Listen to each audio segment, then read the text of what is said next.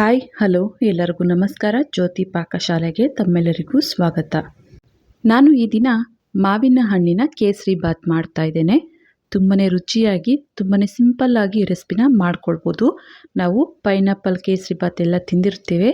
ಈಗ ಮಾವಿನ ಹಣ್ಣಿನ ಸೀಸನ್ ಆಗಿರೋದ್ರಿಂದ ಈ ರೀತಿ ಒಮ್ಮೆ ಟ್ರೈ ಮಾಡಿ, ನಿಮಗೂ ಸಹ ಇಷ್ಟ ಆಗುತ್ತೆ ಅಂತಲೇ ಹೇಳ್ಬೋದು. ಬನ್ನಿ, ಈ ಟೇಸ್ಟಿಯಾದಂತಹ ಹಾಗೂ ಸಿಂಪಲ್ ಆದಂತಹ ಮಾವಿನ ಹಣ್ಣಿನ ಕೇಸರಿ ಬಾತ್ ಮಾಡೋದು ಹೇಗೆ ಅಂತ ನೋಡೋಣ. ಅದಕ್ಕಿಂತ ಮುಂಚೆ ಇನ್ನು ಯಾರೆಲ್ಲ ಸಬ್ಸ್ಕ್ರೈಬ್ ಮಾಡ್ಕೊಳ್ದೆ ವಿಡಿಯೋ ನೋಡ್ತಿದ್ದಲ್ಲಿ ಪ್ಲೀಸ್ ಸಬ್ಸ್ಕ್ರೈಬ್ ಮಾಡ್ಕೊಳ್ಳಿ. ಬನ್ನಿ, ಈ ಮಾವಿನ ಹಣ್ಣಿನ ಕೇಸರಿ ಬಾತ್ ಮಾಡೋದು ಹೇಗೆ ಅಂತ ನೋಡೋಣ. ಮೊದಲಿಗೆ ನಾನಿಲ್ಲಿ ಒಂದು ಮಾವಿನ ಹಣ್ಣನ್ನು ತಗೊಂಡಿದ್ದೇನೆ. ಚೆನ್ನಾಗಿ ಹಣ್ಣಾಗಿರುವಂತಹ ಹಾಗೂ ಹುಳಿ ಇಲ್ಲದೆ ಇರುವಂತಹ ಮಾವಿನ ಹಣ್ಣನ್ನು ತಗೊಂಡಿದ್ದೇನೆ.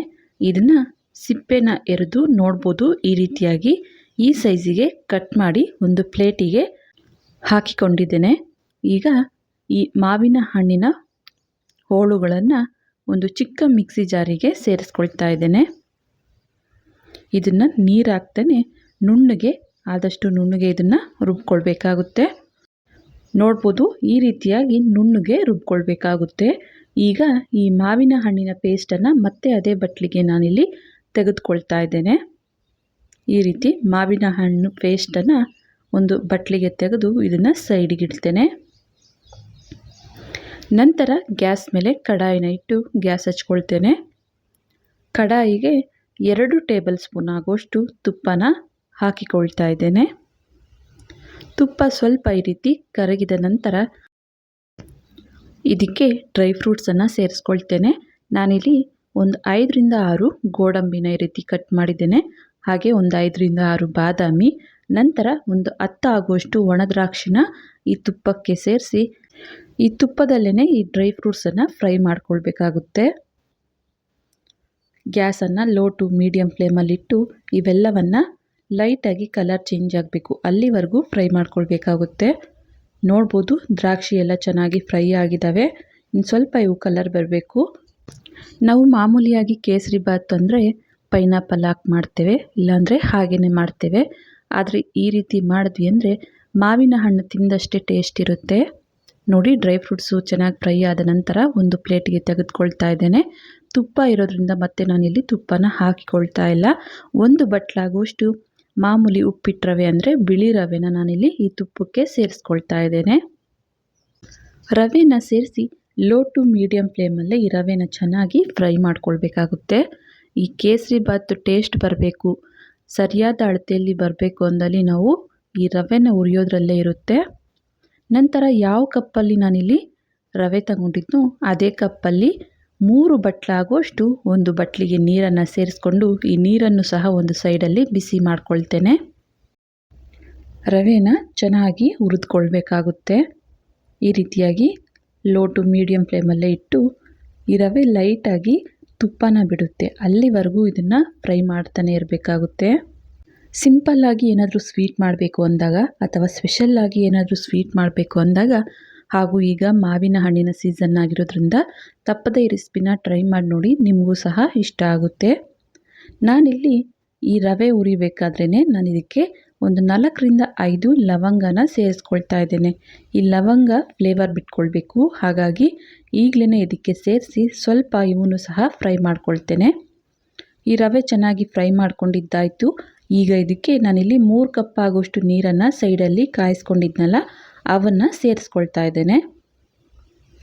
ತಣ್ಣೀರನ್ನು ಹಾಕಲಿಕ್ಕೆ ಹೋಗಬಾರ್ದು, ಇದಕ್ಕೆ ಬಿಸಿನೀರನ್ನೇ ಸೇರಿಸ್ಕೊಳ್ಬೇಕಾಗುತ್ತೆ. 1 ಕಪ್ ರವೆಗೆ ನಾನಿಲ್ಲಿ 3 ಕಪ್ ಆಗುವಷ್ಟು ನೀರನ್ನು ಸೇರಿಸ್ಕೊಂಡಿದ್ದೇನೆ.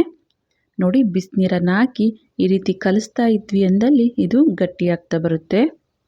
ನೋಡ್ಬೋದು, ಅದಕ್ಕೆ ಸ್ವಲ್ಪ ಗಟ್ಟಿಯಾದ ನಂತರ ಸಕ್ಕರೆನ ಸೇರಿಸ್ಕೊಳ್ಬೇಕಾಗುತ್ತೆ.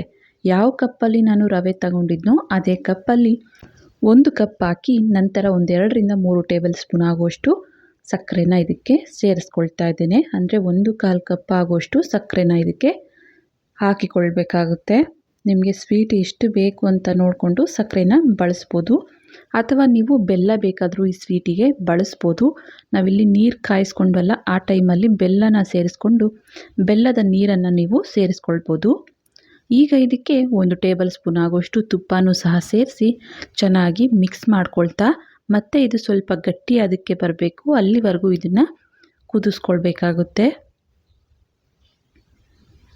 ಈ ರೀತಿ ಕಲಿಸ್ತಾನೆ ಇದ್ವಿ ಅಂದಲ್ಲಿ ಇದು ಗಟ್ಟಿ ಆಗ್ತಾ ಬರುತ್ತೆ. ನೋಡ್ಬೋದು ಸ್ವಲ್ಪ ಗಟ್ಟಿ ಆಗ್ತಾ ಬಂದಿದೆ. ಈಗ ಇದಕ್ಕೆ ನಾವು ಮೊದಲಿಗೆ ರುಬ್ಬಿ ಇಟ್ಟಂತಹ ಮಾವಿನ ಹಣ್ಣಿನ ಪೇಸ್ಟನ್ನು ಇದಕ್ಕೆ ಸೇರಿಸ್ಕೊಳ್ಬೇಕಾಗುತ್ತೆ. ಇದು ಸಹ ನಾವು ಯಾವ ಕಪ್ಪಲ್ಲಿ ರವೆ ತಗೊಂಡಿದ್ವೋ ಅದೇ ಕಪ್ಪಲ್ಲಿ 1 ಕಪ್ ಆಗುವಷ್ಟು ಮಾವಿನ ಹಣ್ಣಿನ ಪೇಸ್ಟ್ ಇರ್ಬೋದು, ಅಥವಾ ಇನ್ನೂ ಸ್ವಲ್ಪ ಜಾಸ್ತಿನಾದರೂ ಇದಕ್ಕೆ ಮಿಕ್ಸ್ ಮಾಡ್ಕೊಳ್ಬೋದು.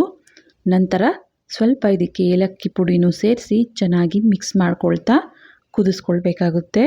ಗ್ಯಾಸನ್ನು ಲೋ ಫ್ಲೇಮಲ್ಲೇ ಇಟ್ಟು ಚೆನ್ನಾಗಿ ಇದನ್ನು ಕುದಿಸ್ಕೊಳ್ಬೇಕು. ನೋಡಿ, ಈ ರೀತಿಯಾಗಿ ಮಿಕ್ಸ್ ಮಾಡ್ಕೊಳ್ತಾ ಈ ಮಿಶ್ರಣ ಸ್ವಲ್ಪ ಗಟ್ಟಿ ಹದಕ್ಕೆ ಬರಬೇಕು.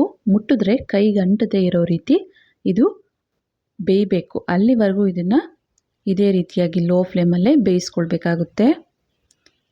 ನಾನಿಲ್ಲಿ ಸ್ವಲ್ಪ ಸಾಫ್ಟಾಗಿರಲಿ ಕೇಸರಿ ಬಾತು ಅಂತೇಳಿ 3 ಕಪ್ ಆಗೋಷ್ಟು ನೀರನ್ನು ಬಳಸಿದ್ದೇನೆ. ನಿಮಗೆ ಈ ಅದಕ್ಕೆ ಬೇಡ ಅಂದಲ್ಲಿ ಸ್ವಲ್ಪ ನೀರನ್ನು ಕಮ್ಮಿ ಮಾಡಿಕೊಂಡು ನೀವು ಸೇರಿಸ್ಕೊಳ್ಬೋದು. ಈ ಕೇಸರಿ ಬಾತು ಸ್ವಲ್ಪ ತಣ್ಣಗಾದ ನಂತರ ಗಟ್ಟಿ ಆಗ್ತಾ ಬರುತ್ತೆ. ಹಾಗಾಗಿ ನಾನು ಸ್ವಲ್ಪ ಸಾಫ್ಟಾಗೆ ಈ ಕೇಸರಿ ಬಾತನ್ನು ಮಾಡ್ಕೊಳ್ತಾ ಇದ್ದೇನೆ. ನೋಡ್ಬೋದು, ಈ ಅದಕ್ಕೆ ಬಂದರೆ ಸಾಕು.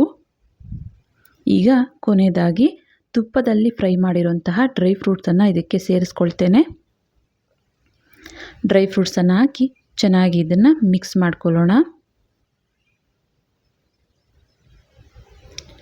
ನೋಡ್ಬೋದು, ಮಾವಿನ ಹಣ್ಣಿನ ಕೇಸರಿ ಬಾತ್ ರೆಡಿ ಆಯಿತು. ನಾನಿಲ್ಲಿ ಈ ಅದಕ್ಕೆ ಮಾಡ್ಕೊಂಡಿದ್ದೇನೆ. ಸ್ವಲ್ಪ ತಣ್ಣಗಾದ ನಂತರ ಇನ್ನೂ ಸ್ವಲ್ಪ ಗಟ್ಟಿ ಆಗ್ತಾ ಬರುತ್ತೆ. ಹಾಗಾಗಿ ನಾನಿಲ್ಲಿ ಈಗಲೇ ಗ್ಯಾಸನ್ನು ಆಫ್ ಮಾಡಿ ಇದನ್ನು ಸ್ವಲ್ಪ ತಣ್ಣಗಾಗಲಿಕ್ಕೆ ಬಿಡ್ತೇನೆ. ನೋಡ್ಬೋದು, ಈ ಮಾವಿನ ಹಣ್ಣಿನ ಕೇಸರಿ ಬಾತ್ ಸ್ವಲ್ಪ ತಣ್ಣಗಾದ ನಂತರ ಎಷ್ಟು ಗಟ್ಟಿಯಾಗಿದೆ ಅಂತ. ನೋಡಿದ್ರಲ್ಲ ಮಾವಿನ ಹಣ್ಣಿನ ಕೇಸರಿ ಬಾತ್ ಮಾಡುವ ವಿಧಾನ. ಇದನ್ನು ಒಂದು ಬಟ್ಲಿಗೆ ಸರ್ವ್ ಮಾಡ್ತೇನೆ. ನೋಡಿದ್ರಲ್ಲ, ತುಂಬಾ ಸಿಂಪಲ್ಲಾಗಿ ಟೇಸ್ಟಿಯಾದಂತಹ ಮಾವಿನ ಹಣ್ಣಿನ ಕೇಸರಿ ಬಾತ್ ಮಾಡುವ ವಿಧಾನ ತುಂಬಾ ಟೇಸ್ಟಿಯಾಗಿರುತ್ತೆ. ತಪ್ಪದೆ ಈ ಸೀಸನಲ್ಲಿ ಒಮ್ಮೆ ಟ್ರೈ ಮಾಡಿ. ಈ ರೆಸಿಪಿ ನಿಮಗೆ ಇಷ್ಟ ಆಗಿದೆ ಅಂದ್ಕೊಳ್ತೇನೆ. ಇಷ್ಟ ಆದಲ್ಲಿ ಈ ವಿಡಿಯೋಗೊಂದು ಲೈಕ್ ಮಾಡಿ. ಯಾರೆಲ್ಲ ಸಬ್ಸ್ಕ್ರೈಬ್ ಮಾಡ್ಕೊಳ್ದೆ ವಿಡಿಯೋ ನೋಡ್ತಿದ್ದಲ್ಲಿ ಪ್ಲೀಸ್ ಸಬ್ಸ್ಕ್ರೈಬ್ ಮಾಡ್ಕೊಳ್ಳಿ. ಈ ವಿಡಿಯೋ ಹೇಗನ್ನಿಸ್ತು ಅಂತ ಕಮೆಂಟ್ ಮಾಡಿ. ಹಾಗೆ ಈ ವಿಡಿಯೋ ಇಷ್ಟ ಆದಲ್ಲಿ ನಿಮ್ಮ ಫ್ರೆಂಡ್ಸ್ ಆ್ಯಂಡ್ ಫ್ಯಾಮಿಲಿ ಮೆಂಬರ್ಸ್ಗೆ ಈ ವಿಡಿಯೋನ ಶೇರ್ ಮಾಡಿ. ಧನ್ಯವಾದಗಳು.